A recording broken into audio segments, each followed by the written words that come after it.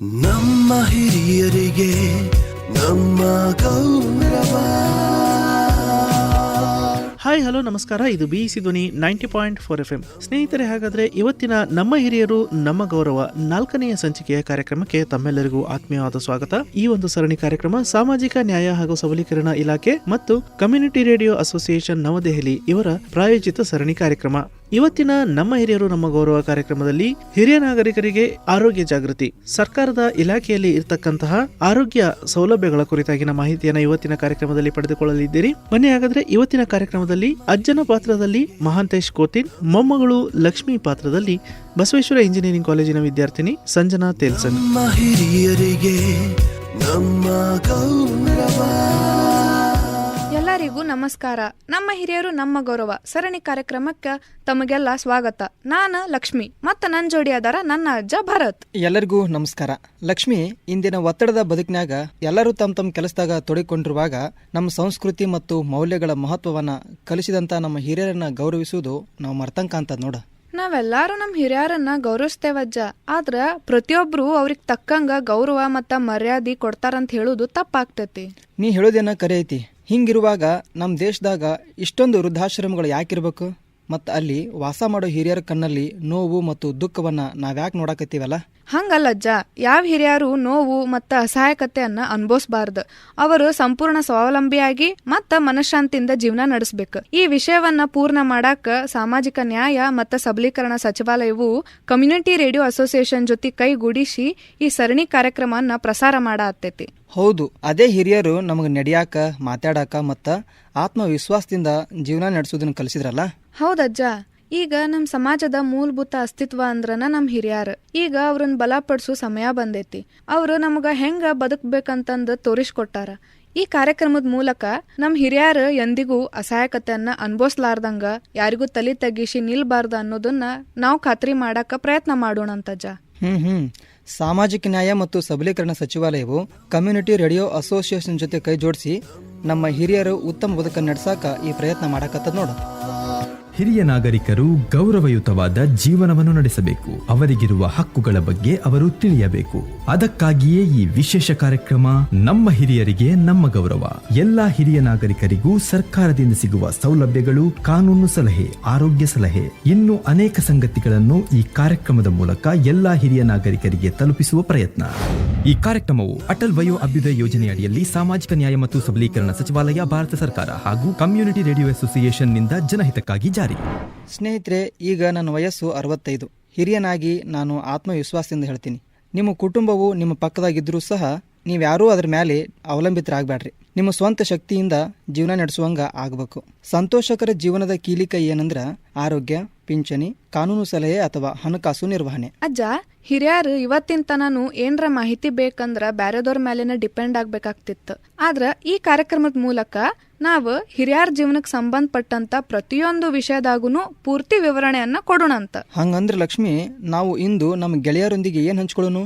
ಅಜ್ಜ, ಇವತ್ ನಾವು ಸಾಮಾಜಿಕ ನ್ಯಾಯ ಮತ್ತು ಸಬಲೀಕರಣ ಸಚಿವಾಲಯದ ವಿವಿಧ ಯೋಜನೆಗಳ ಮೂಲಕ ನಮ್ಮ ಹಿರಿಯರು ಆರೋಗ್ಯ ಸಮಸ್ಯೆಗಳನ್ನ ಎದುರಿಸಾತ್ತೋರು, ವಿಶೇಷ ಅಗತ್ಯ ಉಳ್ಳೋರು, ಮಾತನಾಡಲು ಮತ್ತು ಶ್ರವಣದ ದೋಷ ಇರೋರು ಹೆಂಗ ಈ ಯೋಜನೆಗಳ ನೆರವನ್ನ ಪಡಿಬಹುದು ಅನ್ನೋದ್ರ ಬಗ್ಗೆ ತಿಳಿಸೋಣಂತ. ಓ, ಹಂಗಂದ್ರ ಇವತ್ ನಾವು ನಮ್ಮ ಪ್ರೀತಿಯ ಕೆಳುಗರಿಗೆ ಹೆಂಗ್ ಹಿರಿಯರು ಯಾರ ಮೇಲೂ ಅವಲಂಬಿತರಾಗಬಾರ್ದು ಅನ್ನೋದನ್ನ ತಿಳಿಸ್ಕೊಡ್ತೀವಿ.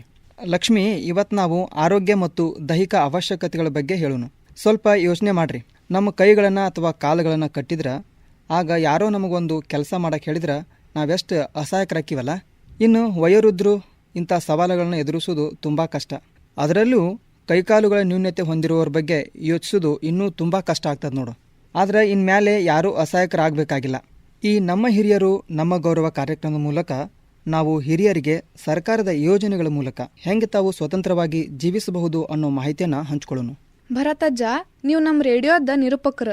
ಅದಕ್ಕಿಂತ ಮೊದ್ಲ ನಮ್ಮ ಪ್ರೀತಿಯ ಹಿರಿಯರಿಗೆ ಸಾಮಾಜಿಕ ನ್ಯಾಯ ಮತ್ತು ಸಬಲೀಕರಣ ಸಚಿವಾಲಯವು ಹೆಂಗ್ ಸಹಾಯ ಮಾಡುತ್ತಾ ಅಂತ ಹೇಳ್ತೀರಿ?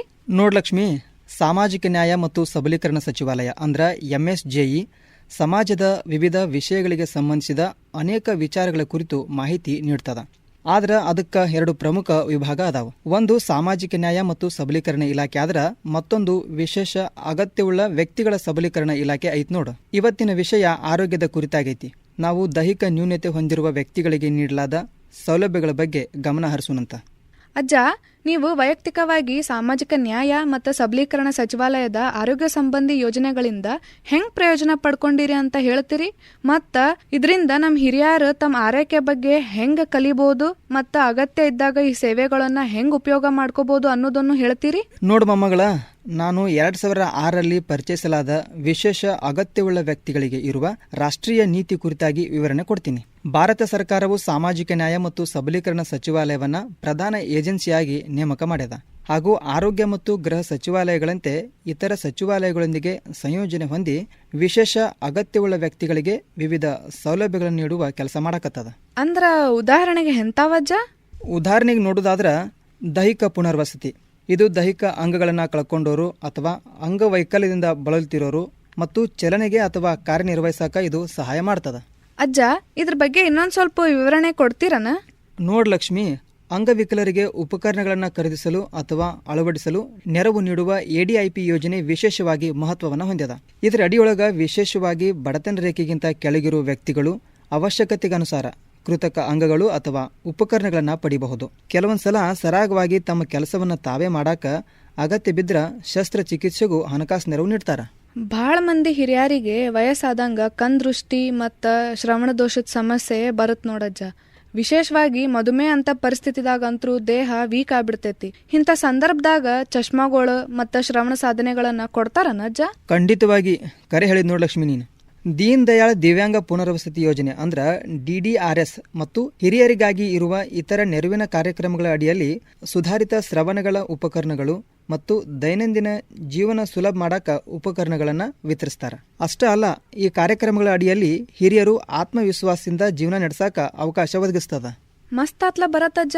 ಈ ಸೌಲಭ್ಯಗಳು ದೈಹಿಕ ನ್ಯೂನತೆ ಹೊಂದಿದವರಿಗೆ ಚಲೋ ಜೀವನ ನಡ್ಸಾಕ ಸಹಾಯ ಆಗತ್ ನೋಡ. ನಿಜ ಲಕ್ಷ್ಮಿ, ನಮ್ಮ ಸಮಾಜದಲ್ಲಿ ಎಲ್ಲಾ ವರ್ಗದ ಜನರು ಅದಾರ. ಕೆಲವರು ಆರೋಗ್ಯಕರ ಮತ್ತು ಶಕ್ತಿಶಾಲಿಗಳಾಗಿದ್ರ ಇನ್ನೊಂದಿಷ್ಟು ಜನ ಆರ್ಥಿಕವಾಗಿ ದೈಹಿಕವಾಗಿ ಹಿಂದುಳಿದವರು ಅದಾರ. ಸಾಮಾಜಿಕ ನ್ಯಾಯ ಮತ್ತು ಸಬಲೀಕರಣ ಸಚಿವಾಲಯದ ಉದ್ದೇಶ ಏನಂದ್ರ ಈ ಸೌಲಭ್ಯಗಳು ಅವಶ್ಯಕತೆ ಇದ್ದವರಿಗೆ ತಲುಪುವಂಗ್ ಮಾಡೋದು. ಅಜ್ಜ, ಈ ಕೃತಕ ಅಂಗಗಳು ಮತ್ತ ಬ್ಯಾರೆ ಏನರ ಸಹಾಯಕ ಉಪಕರಣಗಳನ್ನ ಜನರು ಹೆಂಗ್ ಪಡಿಬಹುದು? ಲಕ್ಷ್ಮಿ, ಮತ್ತ ನಿನಗ ನಮ್ ಕೇಳುಗರಿಗೆ ಇದ್ರ ಬಗ್ಗೆ ಕುತೂಹಲ ಐತಂದಂಗಾತು. ಇನ್ನ ಸಾಮಾಜಿಕ ನ್ಯಾಯ ಮತ್ತು ಸಬಲೀಕರಣ ಸಚಿವಾಲಯವು ಹಲವು NGOಗಳು ಮತ್ತು ಆರೋಗ್ಯ ಸಚಿವಾಲಯದೊಂದಿಗೆ ಕೈ ಜೋಡಿಸಿ ಈ ಮಹತ್ವದ ಕೆಲಸ ಮಾಡಾಕತ್ತದ ನೋಡ. ಆದ್ರ ಈ ಸೌಲಭ್ಯಗಳನ್ನ ಜನರು ಹೆಂಗ್ ಪಡ್ಕೋಬಹುದಜ್ಜ? ನೋಡ್ ಲಕ್ಷ್ಮಿ, ಪ್ರತಿಷ್ಠಿತ ಸಂಸ್ಥೆಗಳು, ರೆಡ್ ಕ್ರಾಸ್ ಸಂಸ್ಥೆ ಮತ್ತು ಆರೋಗ್ಯ ಇಲಾಖೆಗಳಂತಾವು ನಿಯಮಿತವಾಗಿ ಶಿಬಿರಗಳನ್ನು ಆಯೋಜಿಸ್ತಾವ. ಇವುಗಳಲ್ಲಿ ಆರ್ಥಿಕವಾಗಿ ದುರ್ಬಲ ವರ್ಗ ಅಂದ್ರೆ EWS ಪ್ರಕಾರದ ದೈಹಿಕ ಅಶಕ್ತತೆ ಹೊಂದಿರುವ ವ್ಯಕ್ತಿಗಳು ನೋಂದಣಿ ಮಾಡಿಕೊಂಡು ಸಹಾಯ ಪಡಿಬಹುದು. ಅಷ್ಟೇ ಅಲ್ಲ, ಇದರಲ್ಲಿ ಕೃತಕ ಅಂಗಗಳು ಕೂಡ ಸೇರ್ಯಾವ. ಈ ಸೌಲಭ್ಯಗಳು ಬರೇ ನಗರಗಳಿಗೆ ಅಷ್ಟ ಇತ್ತು, ಇನ್ನು ಎಲ್ಲಾ ಗ್ರಾಮದಾಗೂ ಇದ್ದವರಿಗೆ ಈ ಸೌಲಭ್ಯ ಪಡ್ಕೋಬಹುದಜ್ಜ? ಇಲ್ಲ ಲಕ್ಷ್ಮಿ, ಈ ಸೌಲಭ್ಯಗಳು ಗ್ರಾಮಗಳಲ್ಲಿ, ಪಟ್ಟಣಗಳಲ್ಲಿ ಮತ್ತು ನಗರಗಳಲ್ಲಿ ಲಭ್ಯ ಅದಾವ. ಅಜ್ಜ, ಬರೇ ಕೃತಕ ಅಂಗಗಳು ಅಷ್ಟ ನೀಡ್ತಾರೋ ಏನ ಬ್ಯಾರೆ ಉಪಕರಣಗಳು ಮತ್ತು ಸಾಧನ ಸಲಕರಣೆಗಳನ್ನು ಕೊಡ್ತಾರೋ? ಲಕ್ಷ್ಮಿ, ಇವಷ್ಟೇ ಅಲ್ಲ, ಇನ್ನೂ ಹೆಚ್ಚಿನ ಉಪಕರಣಗಳನ್ನು ಕೂಡ ನೀಡ್ತಾರ. ಈ ಶಿಬಿರಗಳಲ್ಲಿ ಹಿರಿಯರಿಗೆ ನೆರವಾಗುವ ಊರುಗೋಲು, ಗಾಲಿ ಕುರ್ಚಿ ಮತ್ತು ಶ್ರವಣ ಉಪಕರಣಗಳಂತ ಸಾಧನಗಳನ್ನು ನೀಡ್ತಾರ. ಈ ಸೌಲಭ್ಯಗಳು ಬರೇ ಹಿರಿಯರಿಗೆ ಅಷ್ಟ ಇತ್ತು, ಏನ್ ಬ್ಯಾರೆ ನಮ್ಮಂತ ಯುವಕರಿಗೂ ಕೊಡ್ತಾರೋ ಅಜ್ಜ? ಇಲ್ಲ ತಂಗಿ, ಈ ಸೌಲಭ್ಯಗಳು ಎಲ್ಲಾ ವಯಸ್ಸಿನ ವ್ಯಕ್ತಿಗಳಿಗೂ ಲಭ್ಯ ಅದಾವ. ಆದ್ರೆ ಹಿರಿಯರಿಗೆ ಸಾಮಾಜಿಕ ನ್ಯಾಯ ಮತ್ತು ಸಬಲೀಕರಣ ಸಚಿವಾಲಯದ ರಾಷ್ಟ್ರೀಯ ವಯೋಶ್ರೀ ಯೋಜನೆ ಅಂದ್ರೆ RVR ಯೋಜನೆ ಅಡಿಯಲ್ಲಿ ಬಡತನ ರೇಖೆಗಿಂತ ಕೆಳಗಿನ ವ್ಯಕ್ತಿಗಳಿಗೆ ಸಹಾಯಕ ಸಾಧನಗಳು ಮತ್ತು ಉಪಕರಣಗಳನ್ನು ನೀಡ್ತಾರ. ಇದರಿಂದ ಅವರು ಸ್ವತಂತ್ರವಾಗಿ ಮತ್ತು ಗೌರವದಿಂದ ಬದುಕಾಕ ಸಹಾಯ ಆಕ ನೋಡು. ಇದು ಖರೇನ ಚಲೋ ಐತ್ ನೋಡಜ್ಜ. ದೈಹಿಕ ನ್ಯೂನತೆಯಿಂದ ಯಾರು ಅಸಹಾಯಕರಾಗ್ದಂಗ ಈ ಯೋಜನೆಗಳು ಅನುಕೂಲ ಮಾಡಿಕೊಡತ್ತಾವು. ಅಜ್ಜ, ನಂಗೆ ಇನ್ನೊಂದು ಪ್ರಶ್ನೆ ಐತ್ ನೋಡೀಗ. ಲಕ್ಷ್ಮಿ, ನೀ ನನ್ನ ಜೊತೆ ಕಾರ್ಯಕ್ರಮ ನಿರೂಪಣೆ ಮಾಡಾಕದಿಯೋ ಅಥವಾ ನನ್ನ ಜೊತೆ ಪ್ರಶ್ನೆ ಕೇಳಾಕದಿಯೋ? ಸರಿ ಬಿಡು, ಹಂಗಂದ್ರೆ ಮುಂದಿನ ಪ್ರಶ್ನೆ ಕೇಳು ಜಲ್ದಿ. ಅಜ್ಜ, ನಂಗೆ ಬರೀ ಇದನ್ನ ಇನ್ನೊಂದು ತಿಳ್ಕೊಳ್ಳೋದಿತ್ತು ನೋಡ. ಈ ಹಿರಿಯ ನಾಗರಿಕರು ಹೆಂಗೆ ಈ ಶಿಬಿರಗಳ ಬಗ್ಗೆ ಮಾಹಿತಿ ಪಡ್ಕೋಬಹುದು? ನೋಡ್ ತಂಗಿ, ಹಿರಿಯರು ನಿಮ್ಮಂತ ಯುವಕರಿಗೆ ಹೋಲಿಸಿದ್ರ ಅಷ್ಟೊಂದು ಅಪ್ಡೇಟ್ ಆಗಾಕ ಸಾಧ್ಯನೇ ಇಲ್ಲ. ಅವರು ಸ್ಮಾರ್ಟ್ಫೋನ್ ಅಥವಾ ವಾಟ್ಸಪ್ ಅನ್ನ ಹೆಚ್ಚು ಯೂಸ್ ಮಾಡೋದಿಲ್ಲ. ಆದ್ರಿಂದ ಸಂಸ್ಥೆಗಳು ಮತ್ತು ಆರೋಗ್ಯ ಇಲಾಖೆಗಳು ಅವರಿಗೆ ಕರೆ ಮಾಡಿ ಅವಾಗವಾಗ ಭೇಟಿ ಮಾಡಿ ವಿಷಯವನ್ನ ಮುಟ್ಟಿಸ್ತಾವ. ಅಷ್ಟೇ ಅಲ್ಲ, ಅವರು ಪ್ರಚಾರ ಅಭಿಯಾನಗಳು ಮತ್ತು ಸುದ್ದಿ ಚಾನೆಲ್ಗಳ ಮೂಲಕ ಮಾಹಿತಿಯನ್ನ ಹಂಚ್ತಾರ. ಆಮೇಲೆ ಯಾರಿಗೆ ಸಹಾಯದ ಅಗತ್ಯ ಇರ್ತದ ನೋಡು, ಅವರು ಸಂಸ್ಥೆಯನ್ನು ಸಂಪರ್ಕಿಸಿ ನೋಂದಣಿ ಮಾಡಿಸ್ಕೋಬೇಕು. ಮತ್ತು ಕೃತಕ ಅಂಗಗಳು ಅಥವಾ ಅಗತ್ಯ ಇರುವ ಉಪಕರಣಗಳ ಕುರಿತು ವಿವರವನ್ನು ಕೂಡ ಪಡಿಬಹುದು. ಅಷ್ಟೇ ಅಲ್ಲ, ಆ ಬಳಿಕ ಅವುಗಳನ್ನ ದೊಡ್ಡ ಮಟ್ಟದ ಶಿಬಿರಗಳಲ್ಲಿ ವಿತರಣೆ ಮಾಡ್ತಾರೆ. ಅಥವಾ ಪ್ರತ್ಯೇಕವಾಗಿ ಕೂಡ ತಲುಪಿಸ್ತಾರೆ. ಇದ್ರ ಜೊತೆಗೆ ನಾವು ಈ ಎಲ್ಲ ಮಾಹಿತಿಯನ್ನು ದೇಶಾದ್ಯಂತ 200 ಸಮುದಾಯ ಬಾನುಲಿ ಕೇಂದ್ರಗಳ ಮೂಲಕ ಹಂಚ್ಕೊಳಕತ್ತೀವಿ ನೋಡು. ಅಜ್ಜ, ಅಂದ್ರೆ ನೀವು ಹೇಳತ್ತಿದ್ದ ಆರೋಗ್ಯ ಇಲಾಖೆ ಮತ್ತು ರೆಡ್ ಕ್ರಾಸ್ನಂಥ ಸಂಸ್ಥೆಗಳದಾಗ ನೋಂದಣಿ ಮಾಡೋದು ಅಷ್ಟು ಅನಿವಾರ್ಯ ಐತೆನ? ಹೌದು ನೋಡ್ ಲಕ್ಷ್ಮಿ, ನೋಂದಣಿಯ ಅನಿವಾರ್ಯತೆ ಏನಂದ್ರೆ BPL ಕಾರ್ಡ್ ಮತ್ತು ಕೆಲವೊಂದು ಅಗತ್ಯ ದಾಖಲಾತಿಗಳನ್ನು ನೀಡಿ ಈ ಸೇವೆಗಳನ್ನು ಪಡಿಬಹುದು. ನಮ್ಮ ಹಿರಿಯರಿಗೆ ನಮ್ಮ ಗೌರವ. ಸ್ನೇಹಿತರೆ, ಹಾಗಾದರೆ ಇವತ್ತಿನ ನಮ್ಮ ಈ ಕಾರ್ಯಕ್ರಮದಲ್ಲಿ ನಾವು ಈ ಹಿರಿಯ ನಾಗರಿಕರಿಗೆ ಸರ್ಕಾರದಿಂದ ಸಾಕಷ್ಟು ಯೋಜನೆಗಳನ್ನು ಜಾರಿಗೆ ತರಲಾಗಿದೆ, ಅಂತಹ ಯೋಜನೆಗಳ ಕುರಿತಾಗಿ ಮಾಹಿತಿಯನ್ನು ಪಡ್ಕೊಳ್ಳುವಂತೆ ಇವತ್ತಿನ ನಮ್ಮ ಈ ಕಾರ್ಯಕ್ರಮದಲ್ಲಿ ಮಾಹಿತಿಯನ್ನು ನೀಡೋದಕ್ಕೆ ನಮ್ಮ ಜೊತೆಗಿದ್ದಾರೆ ಬಾಗಲಕೋಟೆಯ ಜಿಲ್ಲಾ ಆರೋಗ್ಯ ಮತ್ತು ಕುಟುಂಬ ಕಲ್ಯಾಣ ಅಧಿಕಾರಿಗಳಾದಂತಹ ಡಾಕ್ಟರ್ ಮಂಜುನಾಥ್ DN ಅವರು ಹಾಗೂ NPHC ಕಾರ್ಯಕ್ರಮದ ಅನುಷ್ಠಾನಾಧಿಕಾರಿಗಳಾದಂತಹ ಡಾಕ್ಟರ್ ದಯಾನಂದ್ ಕರೆಣ್ ಅವರು. ಸರ್ ನಮಸ್ಕಾರ ಸರ್, ಕಾರ್ಯಕ್ರಮಕ್ಕೆ ಸ್ವಾಗತ. ನಮಸ್ಕಾರ. ಹೇಳಿ ಸರ್, ಈ ಒಂದು ಹಿರಿಯ ನಾಗರಿಕರಿಗಾಗಿ ಆರೋಗ್ಯ ಮತ್ತು ಕುಟುಂಬ ಕಲ್ಯಾಣ ಇಲಾಖೆಯಲ್ಲಿ ಇರತಕ್ಕಂತಹ ಯೋಜನೆಗಳು ಯಾವ್ಯಾವುದು ಅನ್ನೋದ್ರ ಬಗ್ಗೆ ಹೇಳೋದಾದ್ರೆ ಸರ್?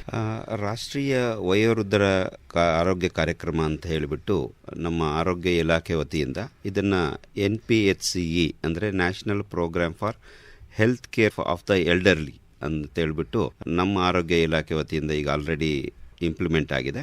ಈ ಯೋಜನೆ ಪ್ರಾರಂಭ ಆಗಿರೋದು ಅಂದರೆ 20ನೇ ಶತಮಾನದಲ್ಲಿ ಮಾನವನ ದೀರ್ಘಾಯುಷ್ಯದಲ್ಲಿ ಅಭೂತವಾರೋಗ್ಯ ಇನ್ಕ್ರೀಸ್ ಆಗಿದೆ. ಅಂದರೆ ವಯಸ್ಸು ಈಗೇನು ಬದುಕುವ ಒಂದು ಲೈಫ್ ಎಕ್ಸ್ಪೆಕ್ಟೆನ್ಸಿ ಅಂತ ಏನು ಹೇಳ್ತೀವಿ, ಅದು ಈಗ ಜಾಸ್ತಿ ಆಗಿದೆ ಮನುಷ್ಯನಲ್ಲಿ. ಯಾಕೆಂದರೆ ಅವರ ಒಂದು ಆರೋಗ್ಯ ಸ್ಥಿತಿ ಇರ್ಬೋದು ಅಥವಾ ಹೆಚ್ಚಿನ ಚಿಕಿತ್ಸೆಗೆ ಒಳಪಟ್ಟು ಮತ್ತೆ ಮುಂಚೆನೇ ಈ ಒಂದು ಸಕ್ಕರೆ ಕಾಯಿಲೆ, BP ಕಾಯಿಲೆ ಅಂತ ಒಂದು ನಾನ್ ಕಮ್ಯುನಿಕಬಲ್ ಡಿಸೀಸಸ್ ಅಂದರೆ ಅಸಾಂಕ್ರಾಮಿಕ ರೋಗಗಳು ಇದ್ರೂ ಸಹ ಬೇಗನೆ ಅವುಗಳನ್ನು ಗುರುತು ಹಿಡಿದು ಅದಕ್ಕೆ ಸೂಕ್ತ ಚಿಕಿತ್ಸೆ ನೀಡೋದ್ರಿಂದ ಅವರ ಆಯುಸ್ಸಿನಲ್ಲಿ ಹೆಚ್ಚಳ ಆಗಿದೆ. ಆದ್ರಿಂದ ಅವರಿಗೆ ಈಗ ಆಯಸ್ಸು ಜಾಸ್ತಿ ಆದಂಗೆಲ್ಲ 60 ವರ್ಷ ಮೇಲ್ಪಟ್ಟ ವಯೋವೃದ್ಧರಲ್ಲಿ ಏನಾಗತ್ತಪ್ಪ ಅಂದ್ರೆ ಅವರಿಗೆ ಮುಖ್ಯವಾಗಿ ಬೇಕಾಗಿರೋದು ಆರೋಗ್ಯ ಮತ್ತು ಸಾಮಾಜಿಕ ಆರೈಕೆ ಬೇಕಾಗತ್ತೆ. ಅದ್ರ ಜೊತೆಗೆ ಅವರಿಗೆ ಬಂದಂತಹ ಒಂದು ಅಸಾಂಕ್ರಾಮಿಕ ರೋಗಗಳ ಚಿಕಿತ್ಸೆಗೆ ಸೂಕ್ತವಾಗಿ ನಮ್ಮ ಆಸ್ಪತ್ರೆಗಳಲ್ಲಿ ನೀಡೋದ್ರಿಂದ ಅವರ ಆರೋಗ್ಯ ಸ್ಥಿತಿನೂ ಕೂಡ ಇಂಪ್ರೂವ್ ಆಗುತ್ತೆ, ಅವರ ಲೈಫ್ ಎಕ್ಸ್ಪೆಕ್ಟೆನ್ಸಿನೂ ಕೂಡ ಇಂಪ್ರೂವ್ ಆಗುತ್ತೆ, ಮತ್ತೆ ಅವರು ದೈನಂದಿನ ಚಟುವಟಿಕೆಗಳಲ್ಲಿ ಪಾಲ್ಗೊಳ್ಳೋದಕ್ಕೆ ಈ ಒಂದು ಆರೋಗ್ಯ ಇಲಾಖೆ ವತಿಯಿಂದ ನಮ್ಮಲ್ಲಿ ಈ ಒಂದು ಪ್ರೋಗ್ರಾಮ್ ಇಂಪ್ಲಿಮೆಂಟ್ ಆಗಿದೆ. ಇದರಲ್ಲಿ ಮುಖ್ಯ ಉದ್ದೇಶಗಳು ನಿರ್ದಿಷ್ಟವಾಗಿ ಏನಪ್ಪಾ ಅಂತಂದ್ರೆ ವೈದ್ಯಕೀಯ ಚಿಕಿತ್ಸೆಗಳಿರ್ಬೋದು, ಅವರಿಗೆ ಅದನ್ನ ಜಿಲ್ಲಾಸ್ಪತ್ರೆಗಳು, ಪ್ರಾದೇಶಿಕ ವೈದ್ಯಕೀಯ ಸಂಸ್ಥೆಗಳ ಮೂಲಕ ಹಿರಿಯ ರೋಗಗಳಿಗೆ ಕೆಲವೊಂದು ಉಲ್ಲೇಖಿತ ಸ್ಥಿತಿಗಳನ್ನ, ಸೇವೆಗಳನ್ನ ಗ್ರಾಮೀಣ ಆರೋಗ್ಯ ಮಿಷನ್, ಆಯುಷ್ ಮತ್ತು ಸಾಮಾಜಿಕ ನ್ಯಾಯ ಮತ್ತು ಸಬಲೀಕರಣ ಇಲಾಖೆ ವತಿಯಿಂದ ಎಲ್ಲರೂ ಕೂಡಿ ಈ ಒಂದು ಕರ್ತವ್ಯಗಳನ್ನು ಮಾಡುವಂತ ಕಾರ್ಯಕ್ರಮ ಇದಾಗಿದೆ. ನಮ್ಮ ಜಿಲ್ಲಾಸ್ಪತ್ರೆಯಲ್ಲಿ ವಯೋವೃದ್ಧರ ತಜ್ಞ ವೈದ್ಯರ ತಂಡ ಇದೆ. ಆ ತಂಡ ಒಳರೋಗಿ ಮತ್ತು ಹೊರರೋಗಿ ಅವರಿಗೆ ಸೂಕ್ತ ವಿಭಾಗದಲ್ಲಿ ಚಿಕಿತ್ಸೆ ನೀಡೋದಕ್ಕೆ ಈಗ ಆಲ್ರೆಡಿ 10 ಹಾಸಿಗೆಯ ಪ್ರತ್ಯೇಕ ವಾರ್ಡುಗಳು ಲಭ್ಯ ಇದೆ. ಅದರಲ್ಲಿ 5 ಪುರುಷರಿಗೆ 5 ಮಹಿಳೆಯರಿಗೆ ಲಭ್ಯವಾದಂತ ಬಿಲ್ಡಿಂಗ್ ಅಂದ್ರೆ ಇನ್ಫ್ರಾಸ್ಟ್ರಕ್ಚರ್ ರೆಡಿಯಾಗಿ ಈಗ ಅಲ್ಲಿರೋ ಫಿಸಿಷಿಯನ್ ಕೂಡ ನಾವು ಐಡೆಂಟಿಫೈ ಮಾಡಿ ಅಲ್ಲಿ ಸೂಕ್ತ ಚಿಕಿತ್ಸೆ ನೀಡುವಂತದ್ದು ಆಗ್ತಾ ಇದೆ. ಈಗ ಎಲಿಜಿಬಿಲಿಟಿ ಕ್ರೈಟೀರಿಯಾ ಅಂದ್ರೆ 60 ವರ್ಷಕ್ಕೆ ಮೇಲ್ಪಟ್ಟ ಎಲ್ಲಾ ವಯಸ್ಸಾದವರು ಕೂಡ ಇಂಥ ಒಂದು ಆರೋಗ್ಯ ರಕ್ಷಣೆ ನೀಡೋದು ನಮ್ಮ ಆರೋಗ್ಯ ಇಲಾಖೆದು ಕರ್ತವ್ಯ ಆಗಿರುತ್ತೆ. ಈ ವಯೋವೃದ್ಧರಲ್ಲಿ ಅಶಕ್ತತೆಯನ್ನ ಮತ್ತು ಅಸ್ವಸ್ಥತೆಯನ್ನ ದೂರ ಮಾಡಿ ರೋಗ ಬರದಂಗೆ ತಡೆಯೋದು ಈ ಒಂದು ಕಾರ್ಯಕ್ರಮದ ಮುಖ್ಯ ಉದ್ದೇಶ ಆಗಿದೆ. ಈ ಯೋಜನೆ ಬಂದ್ಬಿಟ್ಟು ವಯೋವೃದ್ಧರಿಗೆ ಅಂತಾನೆ ಇರುವಂತ ಒಂದು ಕಾರ್ಯಕ್ರಮ. ಇಲ್ಲಿ ನೋಂದಣಿ ಅಂತ ಏನಿಲ್ಲ, ಅವರು ರಿಜಿಸ್ಟ್ರೇಷನ್ ಅಂತಂದ್ರೆ ಈಗ ಆಸ್ಪತ್ರೆಗೆ ಬಂದಾಗ ಅವರ ವಯಸ್ಸಿನ ಆಧಾರದ ಮೇಲೆನೆ ಅವರಿಗೆ ಚಿಕಿತ್ಸೆ ಆಗುತ್ತೆ. ಸೊ ಹಾಗಾಗಿ ಅವರಿಗೆ ಸಪರೇಟ್ ಆಗಿ ಯಾವುದೇ ರೀತಿಯ ಡಾಕ್ಯುಮೆಂಟ್ ಒದಗಿಸೋದು ಆ ತರ ಏನಿಲ್ಲ. 60 ವರ್ಷ ಮೇಲ್ಪಟ್ಟಿದ್ದಾರೆ ಅನ್ನೋದು ಗೊತ್ತಾದ್ರೆ ಸಾಕು. ಸೊ ಅದ್ರ ಮೇಲೆ ಅವರಿಗೆ ಚಿಕಿತ್ಸೆ ನೀಡಲಿಕ್ಕೆ ಅನುಕೂಲ ಆಗುತ್ತೆ. ಅಂಗವಿಕಲ ಹಾಗೂ ಸೀನಿಯರ್ ಸಿಟಿಸನ್, ಹಿರಿಯ ನಾಗರಿಕರ ಇಲಾಖೆ ಅಂತ ಹೇಳ್ಬಿಟ್ಟಿದೆ. ಅದರಲ್ಲಿ ಮೇನ್ ಆ ವೆಬ್ಸೈಟ್ ಅಲ್ಲಿ ಅವರು ಅಪ್ಲಿಕೇಶನ್ ಅರ್ಜಿಯನ್ನು ಹಾಕಿದಾಗ ನಾನು ಇಂಥ ಹಿರಿಯ ನಾಗರಿಕರ ID ಕಾರ್ಡ್ ಬೇಕು ಅನ್ನೋದಾದ್ರೆ ಅಲ್ಲಿ ಅರ್ಜಿ ಸಲ್ಲಿಸ್ಬಿಟ್ಟು ಒಂದು ID ಕಾರ್ಡ್ ಪಡೆದುಕೊಳ್ಬಹುದು. ಇನ್ನು ಅಂಗವಿಕಲತೆಗೆ ಸಂಬಂಧಪಟ್ಟಂತೆ ಎಲ್ಲ ಅಂಗವಿಕಲ ಏನಿದೆ, ಕಣ್ಣಿಂದಿರ್ಬೋದು ಅಥವಾ ಕಿವುಡುತನ ಇರಬಹುದು ಅಥವಾ ಮೂಳೆಗೆ ಸಂಬಂಧಪಟ್ಟ ಯಾವುದೇ ರೀತಿಯ ಅಂಗವಿಕಲತೆ ಇರಬಹುದು, ಅದೇ ರೀತಿ ಮಾನಸಿಕ ಕಾಯಿಲೆಗಳಿರ್ಬೋದು, ಈ ಎಲ್ಲ ಅಂಗವಿಕಲತೆಗಳಿಗೆ ಅಪ್ಲಿಕೇಶನ್ ಅಂದ್ರೆ ಆನ್ಲೈನ್ ಅಲ್ಲಿ ಅಪ್ಲಿಕೇಶನ್ ಹಾಕಿದಾಗ ಅದು ಈ ಒಂದು ವೆಬ್ಸೈಟ್ ಅಂಗವಿಕಲ ಕಲ್ಯಾಣ ಇಲಾಖೆ ಹಾಗೂ ಸೀನಿಯರ್ ಸಿಟಿಸನ್ ಇದರಲ್ಲಿ ವೆಬ್ಸೈಟ್ ಅಲ್ಲಿ ಸಿಗುತ್ತೆ. ಅಲ್ಲಿ ಅಪ್ಲೋಡ್ ಮಾಡಿದ ನಂತರ ಅದು ನಮ್ಮ ನಿಯರೆಸ್ಟ್ ಆಸ್ಪತ್ರೆ ನಿಯರೆಸ್ಟ್ ಆಸ್ಪತ್ರೆ ಅಂದರೆ ತಾಲೂಕು ಆಸ್ಪತ್ರೆ ಅಥವಾ ಜಿಲ್ಲಾ ಆಸ್ಪತ್ರೆ ತೋರಿಸುತ್ತೆ. ಅಲ್ಲಿರುವಂಥ ತಜ್ಞ ವೈದ್ಯರು, ಕನ್ಸರ್ನ್ ತಜ್ಞ ವೈದ್ಯರು, ಮೂಳೆ ಡಾಕ್ಟರ್ ಇರ್ಬೋದು, ಮಾನಸಿಕ ಡಾಕ್ಟರ್ ಇರ್ಬೋದು, ಅಥವಾ ಕಣ್ಣಿನ ಡಾಕ್ಟರ್ ಇರ್ಬೋದು, ಅಥವಾ ಕಿವಿ ಡಾಕ್ಟರ್, ಇವರಲ್ಲಿಗೆ ಆ ಅಪ್ಲಿಕೇಶನ್ ಅದು ತೋರಿಸುತ್ತೆ. ಅಲ್ಲಿಗೆ ಬಂದಾಗ ಅವರನ್ನು ಸೂಕ್ತ ರೀತಿಯಲ್ಲಿ ಪರೀಕ್ಷೆ ಮಾಡಿ ಇವರಿಗಿಷ್ಟು, ನಮಗೆ ಒಂದು ಗೈಡ್ಲೈನ್ಸ್ ಇರುತ್ತೆ, ಆ ನಿಯಮಾನುಸಾರ ಇವರಿಗಿಷ್ಟು % ಅಂಗವೈಕಲ್ಯತೆ ಹೊಂದಿರುತ್ತಾರೆ ಅನ್ನೋದನ್ನ ನಾವು ಅಲ್ಲಿ ಇಶ್ಯೂ ಮಾಡಿ ಕೊಟ್ಟ ತಕ್ಷಣ ಇಮಿಡಿಯೇಟ್ ಆಗಿ ಜನರೇಟ್ ಆಗುತ್ತೆ ಅದು ಕಾರ್ಡ್. ಸೊ ಆ ತರದ ಒಂದು ಅಂಗವಿಕಲ ಸೌಲಭ್ಯವನ್ನು ಕೂಡ ಎಲ್ಲರಿಗೂ, ಪ್ರತಿಯೊಬ್ಬ ನಾಗರಿಕರಿಗೂ ಇದು ಸಿಗುತ್ತೆ. ಇದೇನಪ್ಪ ಅಂದ್ರೆ ಎಸ್ಪೆಷಲಿ ಅಂಗವಿಕಲತೆ ಉಳ್ಳಂತವರಿಗೆ ಕೊಡುವಂಥದ್ದು. ಕಿವುಡುತನ ಏನಾಗುತ್ತೆ, ಸಾಧಾರಣವಾಗಿ 60 ವರ್ಷ ಮೇಲ್ಪಟ್ಟ ವಯೋವೃದ್ಧರಲ್ಲಿ ಕಾಣುತ್ತೆ. ಅದೇ ರೀತಿ ಕ್ಯಾಟ್ರಾಕ್ಟ್, ಕಣ್ಣಿನ ತೊಂದರೆ ಇರೋರಿಗೆ ಕ್ಯಾಟ್ರಾಕ್ಟ್ ಸರ್ಜರಿಯನ್ನು ಕೂಡ ನಮ್ಮ ಎಲ್ಲ ಆಸ್ಪತ್ರೆಗಳಲ್ಲಿ, ಜಿಲ್ಲಾಸ್ಪತ್ರೆ ಹಾಗೂ ತಾಲೂಕು ಆಸ್ಪತ್ರೆಗಳಲ್ಲಿ ಅಂಡರ್ DBCS ಅಂದ್ರೆ ಬ್ಲೈಂಡ್ನೆಸ್ ಕಂಟ್ರೋಲ್ ಸೊಸೈಟಿ ಅಂತ ಹೇಳ್ತೀವಿ, ಅದರ ಅಂಡರ್ ಅಲ್ಲಿ ಈ ಒಂದು ಕಾರ್ಯಕ್ರಮ ನೆರವೇರುತ್ತಾ ಇದೆ. ಅದೇ ರೀತಿ ಈಗ ಶ್ರವಣ ದೋಷ ಉಳ್ಳವರಿಗೆ ನಾವು ಕಿವುಡುತನ ಇಷ್ಟು % ಇದೆ ಅಂತ ಗೊತ್ತಾದ ನಂತರ ಹಿರಿಯ ನಾಗರಿಕರಿಗೆ ಈ ಒಂದು ಅಂಗವಿಕಲ ಹಾಗೂ ಹಿರಿಯ ನಾಗರಿಕರ ಇಲಾಖೆ ವತಿಯಿಂದ ಶ್ರವಣ ಸಾಧನವನ್ನ ನೀಡಲಾಗ್ತಾ ಇದೆ. ಇದೇನಾಗುತ್ತೆ, ಈಗ ಕುರುಡುತನ ಅಂತ ಹೇಳ್ತೀವಿ, ಇದು ಏನಾಗುತ್ತೆ, ಚಿಕ್ಕ ಮಕ್ಕಳಲ್ಲಿ ಕಾಣಬಹುದು, ವಯೋವೃದ್ಧರಲ್ಲೂ ಕೂಡ ಕಣ್ಣಿನ ಲೆನ್ಸ್ ಪೊರೆ ಕಟ್ಬಿಟ್ಟು ನಂತರ ಅದನ್ನ ಆಪರೇಷನ್ ಮಾಡಿ ಅವರಿಗೆ ಕನ್ನಡಕಗಳ ವಿತರಣೆಯನ್ನು ನಮ್ಮ ಇಲಾಖಾ ವತಿಯಿಂದ ವಯೋವೃದ್ಧರಿಗೆ ಅಂತಾನೆ ನಮ್ಮಲ್ಲಿ ಕ್ಯಾಟ್ರಾಕ್ಟ್ ಸರ್ಜರಿ ಆದ ನಂತರ ಅವರಿಗೆ ಕನ್ನಡಕಗಳ ವಿತರಣೆ ಕೂಡ ಪ್ರತಿ ವರ್ಷನೂ ಕೂಡ ಜಿಲ್ಲಾ ಪಂಚಾಯತ್ ವತಿಯಿಂದ ನಮಗೆ ಬಡ್ಜೆಟ್ ಎಲ್ಲ ಬಂದಿರ್ತದೆ NHM ಅಡಿಯಲ್ಲಿ. ಆ NHM ಅಡಿಯಲ್ಲಿ ಬಂದಂಥ ವಯೋವೃದ್ಧರ ಕನ್ನಡಕಗಳನ್ನು ಹಾಗೂ ಶಾಲಾ ಮಕ್ಕಳ ಕನ್ನಡಕಗಳನ್ನು ನಾವು ಪರ್ಚೇಸ್ ಮಾಡಿ ಶಾಲೆಗಳು ಶುರುವಾಗೋ ಅಷ್ಟೊತ್ತಿಗೆ ಅವ್ರದ್ದು ಸ್ಕ್ರೀನಿಂಗ್ ಆಗಿ ವಿತಿನ್ 1 or 2 ಮಂತ್ಸಲ್ಲಿ ಈ ಒಂದು ಕನ್ನಡಕಗಳನ್ನು ವಿತರಣೆ. ಯಾಕಂದರೆ ಚಿಕ್ಕ ಮಕ್ಕಳಲ್ಲಿ ಯೂಶಲಿ ಮಯೋಪಿಯಾ ಅಂತ ಹೇಳ್ತೀವಿ, ದೂರದೃಷ್ಟಿ ಅಂತ, ಅಲ್ಲಿ ಬೋರ್ಡ್ ಮೇಲೆ ಅಕ್ಷರಗಳು ಕಾಣೋದು ಕಡಿಮೆ ಆಗಿರ್ತದೆ. ಅಂಥ ಮಕ್ಕಳಿಗೆ ಬೇಗನೆ ಕನ್ನಡಕ ಒದಗಿಸೋದ್ರಿಂದ ಅವರ ಒಂದು ವಿದ್ಯಾಭ್ಯಾಸದಲ್ಲಿ ಮತ್ತೆ ಇಂಪ್ರೂವ್ ಆಗತ್ತೆ. ಇಲ್ಲ ಅಂತಂದರೆ ಅವ್ರಿಗೆ ಕಾಣೋದಿಲ್ಲ, ಸರಿಯಾದ ರೀತಿಯಲ್ಲಿ ಬರ್ಕೊಳ್ಳೋಕ್ಕಾಗಲ್ಲ, ಈ ರೀತಿ ಆಗೋದ್ರಿಂದ ಅವರು ಓದಿನಲ್ಲಿ ಹಿಂದೆ ಉಳಿತಾರೆ. ಆ ಒಂದು ಕಾರ್ಯಕ್ರಮನೂ ಕೂಡ ಶಾಲಾ ಮಕ್ಕಳಿಗೆ ಕನ್ನಡಕ ಕೊಡುವ ವ್ಯವಸ್ಥೆನೂ ಕೂಡ ಆರೋಗ್ಯ ಇಲಾಖೆಯಿಂದ ನಡೀತಾ ಇದೆ.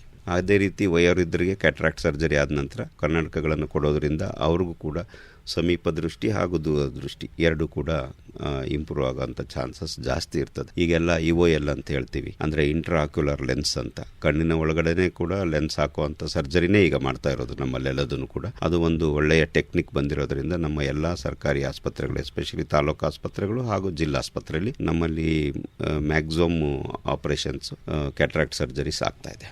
ಅದೇ ರೀತಿ ಮೂಳೆ ತೊಂದರೆಗಳಿಂದ ಬಳಲ್ತಾ ಇರೋದು ಅಂಥವರಿಗೆ ಟ್ರೈಸೈಕಲ್ ಅಂದರೆ 3 ಗಾಲಿನ ಚಕ್ರಗಳುಳ್ಳ ಸೈಕಲ್ ಇರ್ಬೋದು, ಅಥವಾ ಮೋಟಾರ್ ವಾಹನ ಇರ್ಬೋದು, ಈ ಥರದ ಇವನ್ನು ನಮ್ಮ ಅಂಗವಿಕಲ ಇಲಾಖೆ ವತಿಯಿಂದ ನೀಡಲಾಗ್ತಾ ಇದೆ. ಇನ್ನು ಸೆರೆಬ್ರಲ್ ಪಾಲ್ಸಿ ಇರೋವಂಥ ಮಕ್ಕಳಿಗೆ ಮತ್ತು ನಡೆದಾಡಕ್ಕೆ ಆಗದೇ ಇರೋವಂಥ ಮಕ್ಕಳಿಗೂ ಕೂಡ ವೀಲ್ ಚೇರ್ ಕೊಡೋದು, ಅದನ್ನು ಅಂಗವಿಕಲ ಇಲಾಖೆ ವತಿಯಿಂದ ಈಗ ಆಲ್ರೆಡಿ ಐಡೆಂಟಿಫೈ ಮಾಡಲಾಗಿದೆ. ಅಂಥವ್ರಿಗೂ ಕೂಡ ಸೂಕ್ತ ಸಾಧನ ಸಲಕರಣೆಗಳನ್ನು ನೀಡ್ತಾ ಇದ್ದಾರೆ. ಕಾಲಿನಲ್ಲಿ ಊನ ಇದ್ದ ಪಕ್ಷದಲ್ಲಿ ಅವರಿಗೆ ನಡೆದಾಡಲಿಕ್ಕೆ ಕಾಲಿಗೂ ಕೂಡ ಒಂದು ಆರ್ಟಿಫಿಷಿಯಲ್ ಲೆಗ್ ಅಥವಾ ಬ್ರೇಜರ್ ಅಂತ ಹೇಳ್ತೀವಿ, ಆ ಥರದ್ದನ್ನು ಕೂಡ ಲೆಗ್ ಬ್ರೇಜರ್ ಅಂತ, ಆ ಥರದ್ದನ್ನು ಕೂಡ ಸಾಧನಗಳನ್ನು ನೀಡುವಂಥ ವ್ಯವಸ್ಥೆ ಅಂಗವಿಕಲ ಇಲಾಖೆಯಿಂದ ಆಗ್ತಾ ಇದೆ. ಇದು ಹಿರಿಯ ನಾಗರಿಕರಿಗೆ ಇನ್ನೊಂದೇನಪ್ಪ ಅಂತಂದರೆ ದಂತಭಾಗ್ಯ ಯೋಜನೆ. ಇದು ನಮ್ಮ ಎಲ್ಲ ಜಿಲ್ಲಾಸ್ಪತ್ರೆಗಳಿಗೆ ಹಿರಿಯ ದಂತ ತಜ್ಞರಿಂದ ಅವ್ರನ್ನ ನಾವು ಈಗ ಆಲ್ರೆಡಿ ಐಡೆಂಟಿಫೈ ಮಾಡಿರ್ತೀವಿ.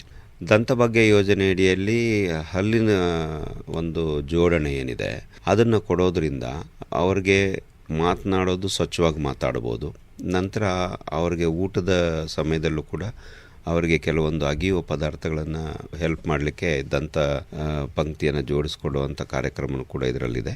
ಇದು ದಂತಭಾಗ್ಯ ಯೋಜನೆಯಡಿಯಲ್ಲಿ ನಾವು ನಮ್ಮ ಜಿಲ್ಲಾಸ್ಪತ್ರೆ ವತಿಯಿಂದ ನೀಡಲಾಗ್ತಾ ಇದೆ. ಇದನ್ನು ನಾವು ಈಗ ಆಲ್ರೆಡಿ ಎಲ್ಲ ಆರೋಗ್ಯ ಕಾರ್ಯಕರ್ತರುಗಳಿಗೂ ಕೂಡ ಹೌಸ್ ಟು ಹೌಸ್ ವಿಸಿಟ್ ಅಂತ ಮಾಡ್ತಾರೆ. ಈಗ ನಮ್ಮ NCD ಕಾರ್ಯಕ್ರಮ ಏನು, ಈಗ ಅಸಾಂಕ್ರಾಮಿಕ ರೋಗಗಳು ಜಾಸ್ತಿ ಆಗ್ತಾ ಇದೆ ನಮ್ಮ ದೇಶದಲ್ಲಿ. ಸಕ್ಕರೆ ಕಾಯಿಲೆ ಇರ್ಬೋದು, BP ಕಾಯಿಲೆ ಇರ್ಬೋದು, ಅದರ ಜೊತೆಗೆ ಕ್ಯಾನ್ಸರ್ ಕಾಯಿಲೆ ಇರ್ಬೋದು, ಈ ರೀತಿ ಅಸಾಂಕ್ರಾಮಿಕ ಕಾಯಿಲೆಗಳು ಜಾಸ್ತಿ ಇದೆ. ಅದ್ರ ಜೊತೆಗೆ ಈ ದಂತಭಾಗ್ಯ ಯೋಜನೆಯಡಿಯಲ್ಲಿ ನಾವು ಸ್ಕ್ರೀನಿಂಗ್ ಮಾಡಲಿಕ್ಕೆ ಈಗ ಆಲ್ರೆಡಿ ಕಮ್ಯುನಿಟಿ ಹೆಲ್ತ್ ಆಫೀಸರ್ಸ್ ಅಂದರೆ ಸಮುದಾಯ ಆರೋಗ್ಯ ಅಧಿಕಾರಿಗಳಾಗಿ BSc ನರ್ಸಿಂಗ್ ಮಾಡಿರುವಂಥ ವಿದ್ಯಾರ್ಥಿಗಳನ್ನು ಈಗ ಆಲ್ರೆಡಿ ಅಪಾಯಿಂಟ್ ಮಾಡಿ ಈ ಜಿಲ್ಲೆಯಾದ್ಯಂತ ಕರ್ತವ್ಯ ನಿರ್ವಹಿಸ್ತಾ ಇದ್ದಾರೆ. ಅವರು ಪ್ರತಿದಿನವೂ ಹೌಸ್ ಟು ಹೌಸ್ ವಿಸಿಟ್ ಮಾಡಿ 30 ವರ್ಷ ಮೇಲ್ಪಟ್ಟ ಎಲ್ಲ ಜನಗಳು ಏನಲ್ಲಿ ಮನೆಯಲ್ಲಿ ವಾಸ ಇರ್ತಾರೆ ಅಂಥವರ BP ಹಾಗೂ ಶುಗರ್ ಮತ್ತು ಅವ್ರದ್ದು ಕ್ಯಾನ್ಸರ್ ಏನನ್ನ ಇದಾವ, ಲೈಕ್ ಬ್ರೆಸ್ಟ್ ಕ್ಯಾನ್ಸರ್ ಇರ್ಬೋದು, ಸರ್ವೈಕಲ್ ಕ್ಯಾನ್ಸರ್ ಇರ್ಬೋದು, ಓರಲ್ ಕ್ಯಾನ್ಸರ್ ಅಂದ್ರೆ ಬಾಯಿ ಕ್ಯಾನ್ಸರ್ ಇರ್ಬೋದು.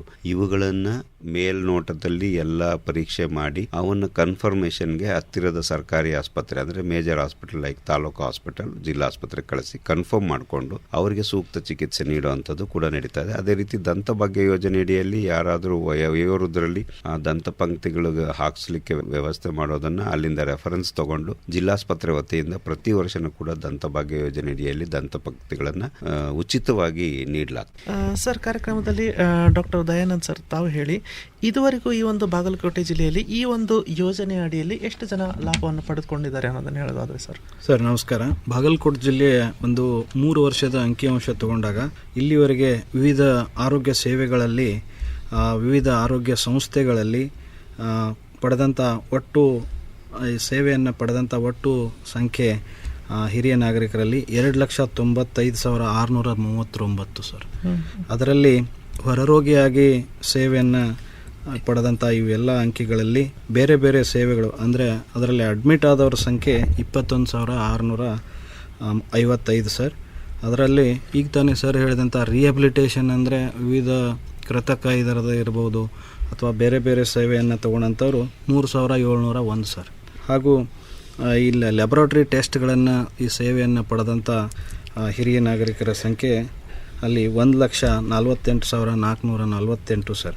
ಆಮೇಲೆ ಈ ನಮ್ಮ ವಿವಿಧ ಹಂತದ ಆರೋಗ್ಯ ಕಾರ್ಯಕರ್ತರು ಅಂದರೆ ಆಶಾ ಕಾರ್ಯಕರ್ತರಿರ್ಬೋದು, ಮತ್ತು ಇಲ್ಲಿ ಫೀಲ್ಡಲ್ಲಿ ಇರ್ತಕ್ಕಂಥ ಒಂದು PHCO ಇರ್ಬೋದು, HIO ಇರ್ಬೋದು, ಎಲ್ಲ ಈ ಫೀಲ್ಡಲ್ಲಿ ಹೋಮ್ ಬೇಸ್ಡ್ ಸರ್ವಿಸನ್ನು ಕೊಡ್ತಾರೆ ಸರ್. ಅಂಥ ಹೋಮ್ ಬೇಸ್ಡ್ ಸರ್ವಿಸನ್ನು ತೊಗೊಂಡವರು 16,380 ಇಲ್ಲಿವರೆಗೆ. ಹಾಗೂ ಈಗ ನಮ್ಮ ಸರ್ ಆಗಲೇ ಹೇಳ್ದಂಗೆ ವಿವಿಧ ಒಂದು ಹೆಚ್ಚಿನ ಚಿಕಿತ್ಸೆಗಾಗಿ ರೆಫರಲ್ ಸರ್ವಿಸ್ ಅಂತೀವಿ ಸರ್. ಈಗ ಅದು ಆಯುಷ್ಮಾನ್ ಆರೋಗ್ಯ ಕರ್ನಾಟಕ ಇದರಲ್ಲಿ ನಾವು ಪ್ರೈವೇಟ್ ಆಸ್ಪತ್ರೆ ಇರ್ಬೋದು ಅಥವಾ ನಮ್ಮ ಗೌರ್ಮೆಂಟ್ ಅಂದರೆ ಮಲ್ಟಿ ಸ್ಪೆಷಾಲಿಟಿ ಸರ್ವಿಸ್ ಇದ್ದಂಥ ಹುಬ್ಬಳ್ಳಿ ಮೆಡಿಕಲ್ ಕಾಲೇಜಲ್ಲಿರ್ಬೋದು, ಅಂಥಲ್ಲಿ ರೆಫರಲ್ ಸೇವೆಯನ್ನು ತಗೊಂಡಂಥ ಸಂಖ್ಯೆ 12,015 ಸರ್. ಅದಕ್ಕೆ ವಿವಿಧ ಸೇವೆಗಳನ್ನು ಪಡೆದಂಥ ಈ ಎಲ್ಲ ಒಟ್ಟು ಅಂಕಿ ಸಂಖ್ಯೆ ಇದು 2023, 24 ಈ 2-3 ವರ್ಷದಲ್ಲಿ ಇಷ್ಟು ನಮ್ಮ ಸೇವೆಯನ್ನು ಆರೋಗ್ಯ ಇಲಾಖೆಯಿಂದ ಕೊಟ್ಟಿದ್ದೀವಿ ಸರ್. ವಿತ್ ಎಲ್ಲ ಸೇವೆಗಳು ಪ್ರತಿಯೊಂದು ಹಂತದಲ್ಲಿ ಗ್ರಾಮದ ಹಿಡ್ಕೊಂಡು ಗ್ರಾಮದಲ್ಲಿ ನಮ್ಮ ಗ್ರಾಮ ಪಂಚಾಯತಿ ಮಟ್ಟದಲ್ಲಿ ಉಪಕೇಂದ್ರ ಅಂತೇಳಿ ನಮ್ಮ ಫಂಕ್ಷನಲ್ ಯೂನಿಟ್ ಇರ್ತದೆ ಸರ್. ಅಲ್ಲಿ ಒಬ್ಬರು CHO ಅವರು, ಒಬ್ಬರು PSCO, ಒಬ್ಬರು HIO ಪ್ಲಸ್ ಮತ್ತು ಒಂದು ಉಪಕೇಂದ್ರಕ್ಕೆ ಕನಿಷ್ಠ ಒಂದು 5-6 ಆಶಾ ಕಾರ್ಯಕರ್ತರು ಈ ಆರೋಗ್ಯ ಇಲಾಖೆಯ ಈ ಹಿರಿಯ ನಾಗರಿಕರಿಗೆ ಜೊತೆಗೆ ಉಳಿದ ವಿವಿಧ ಆರೋಗ್ಯ ಇಲಾಖೆ ಎಲ್ಲ ಸೇವೆಗಳನ್ನು ಸಲ್ಲಿಸ್ತಾರೆ ಸರ್. ಅದರ ನಂತರ ಅಲ್ಲಿಂದ ಹೆಚ್ಚುವರಿ ಸೇವೆಗಾಗಿ ಪ್ರಾಥಮಿಕ ಆರೋಗ್ಯ ಕೇಂದ್ರಗಳಿರ್ತವೆ. ಆಮೇಲೆ ಅದಕ್ಕಿಂತ ಮೇಲ್ಪಟ್ಟು ತಜ್ಞ ವೈದ್ಯರನ್ನು ಒಳಗೊಂಡಂಥ ಸಮುದಾಯ ಆರೋಗ್ಯ ಕೇಂದ್ರಗಳಿರ್ತಾವೆ ಸರ್. ಅದಕ್ಕೆ ಅಲ್ಲಿಂದನೂ ಹೆಚ್ಚುವರಿ ಸೇವೆ ಬೇಕಾದರೆ ನಮ್ಮಲ್ಲಿ ಬಾಗಲಕೋಟೆ ಜಿಲ್ಲೆಯ ಜಿಲ್ಲಾ ಆಸ್ಪತ್ರೆ ಒಂದು ಸುಸಜ್ಜಿತ ಎಲ್ಲ ಮಲ್ಟಿ ಸ್ಪೆಷಾಲಿಟಿ ಹಿಡ್ಕೊಂಡು ಸೇವೆಗಳನ್ನು ಸಲ್ಲಿಸ್ತಾ ಹಿರಿಯ ನಾಗರಿಕರಿಗೂ ಎಲ್ಲ ಸೇವೆಗಳನ್ನು ಈಗ ತಾನೇ ಹೇಳಿದಂಥ ಎಲ್ಲ ಸೇವೆಗಳನ್ನು ಕೊಡ್ತೀವಿ ಸರ್. ನಮ್ಮ ಹಿರಿಯರಿಗೆ ನಮ್ಮ ಗೌರವ. ಸರಿ ಅಜ್ಜ, ಹಂಗಂದ್ರ ಸ್ನೇಹಿತರೆ, ನಾವಿವತ್ತ ದೈಹಿಕವಾಗಿ ಅಂಗವಿಕಲ ಇದ್ದಂಥ ಹಿರಿಯ ನಾಗರಿಕರಿಗೆ ಸೂಕ್ತವಾದ ಆರೋಗ್ಯ ಸೇವೆಗಳ ಬಗ್ಗೆ ಉಪಯುಕ್ತ ಮಾಹಿತಿಯನ್ನ ಪಡ್ಕೊಂಡೇವಿ.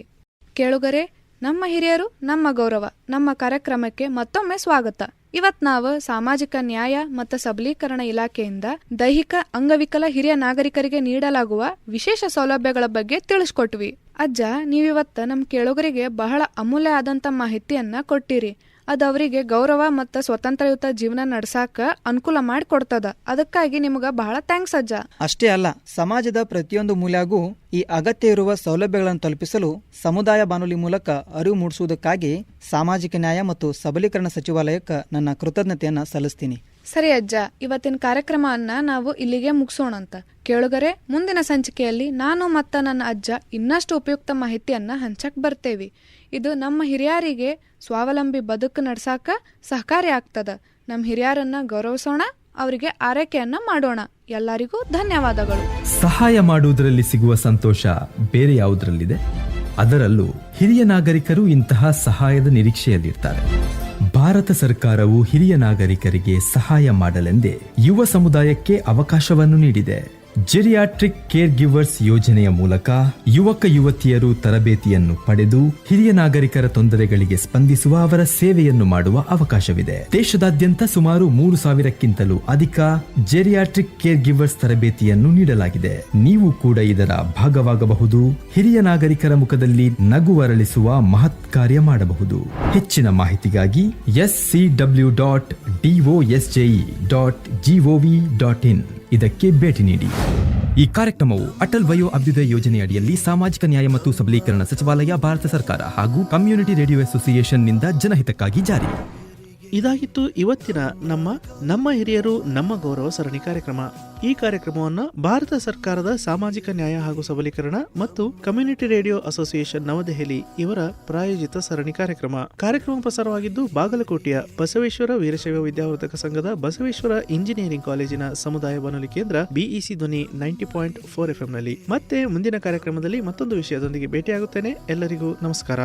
ನಮ್ಮ ಹಿರಿಯರಿಗೆ ನಮ್ಮ ಗೌರವ.